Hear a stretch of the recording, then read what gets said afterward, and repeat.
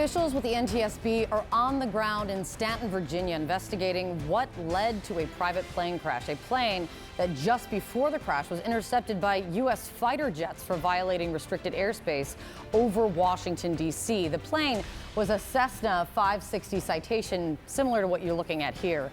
It took off from an airport in Elizabethton, Tennessee at 1:13 yesterday afternoon. It was bound for Long Island, New York, you see there. But according to flight data, the plane never landed, and instead it turned around over Long Island, and then at 3:05 p.m. it flew over D.C.'s restricted airspace. U.S. Capitol Police placed the Capitol complex on an elevated alert, and officials tried but were unable to make contact with the pilot. That is when F-16s were scrambled to intercept the plane. When they were authorized to travel at supersonic speeds in order to get there in time, which created the sonic boom that was heard and felt across the Washington area.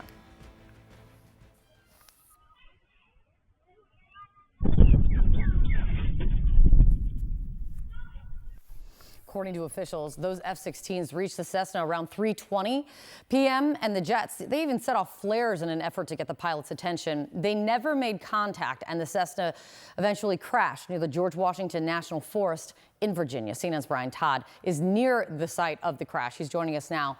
Brian, where do things stand with this investigation now?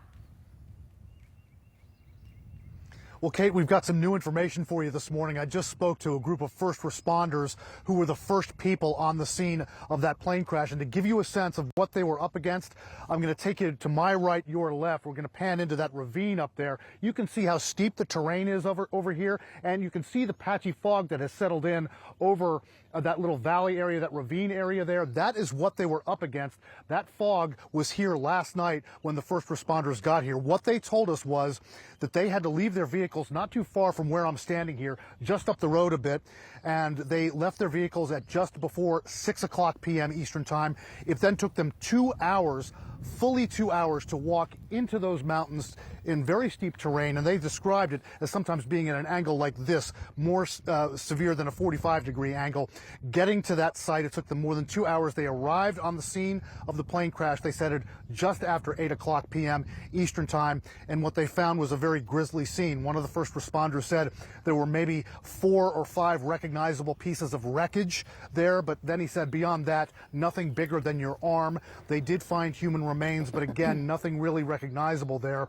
And they believe that the plane, they said that the plane left a crater in the ground. They believe that, based on what they saw there, that the plane went in at a very steep angle. And then it took them several hours to kind of process their way through the scene and then get back to their vehicles. They did not get back to their vehicles until about 11:15 p.m. last night. So the trek to get in there was dangerous and arduous. And when they got there, they found really just a lot of small pieces of wreckage. Kate? Yeah, and that investigation continues. NTSB back on site today. Brian Todd is there. Thank you, Brian. Our Pete Montine joins us now.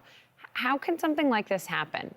You know, what's so disturbing here, Poppy, is why the pilot on board this plane and why the other people on board this plane were unresponsive to this military fighter jet interception. Really alarming details here. And the big question now is whether or not this private jet, a Cessna Citation, seats between about 7 and 10 people. The air inside is pressurized, meaning that it makes it breathable, more compressed, not breathable outside at high altitude if there was a rapid decompression in this case, meaning that the air inside whooshes out because of some mechanical failure. Maybe the door was open or there was a cracked window, maybe something in the structural integrity of the airplane.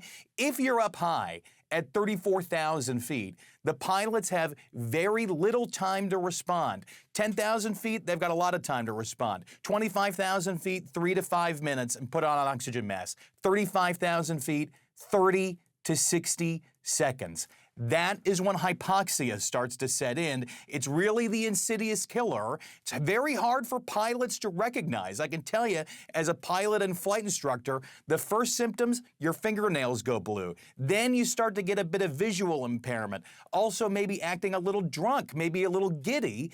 And then, of course, judgment impairment and you could slip into unconsciousness. It's very, very dangerous. And this is something that the NTSB will have to look at here. They really have their work cut out for them now to try and figure out if this is in fact the case. A lot of aviation experts I'm talking to say that is likely, can't rule it out just yet, because this sounds on paper at least very similar to the Payne-Stewart crash of 1999. You may remember that pro golfer was on board a Learjet at 40,000 feet. Fighter jets also sent up to intercept that plane. That plane crashed in an unpopulated area in South Dakota. In this case, this plane crashed in an unpopulated area in Virginia. A lot of big questions here that investigators will look into, Poppy. Yeah. It's really scary and just so sad for lives lost. Pete, appreciate the reporting.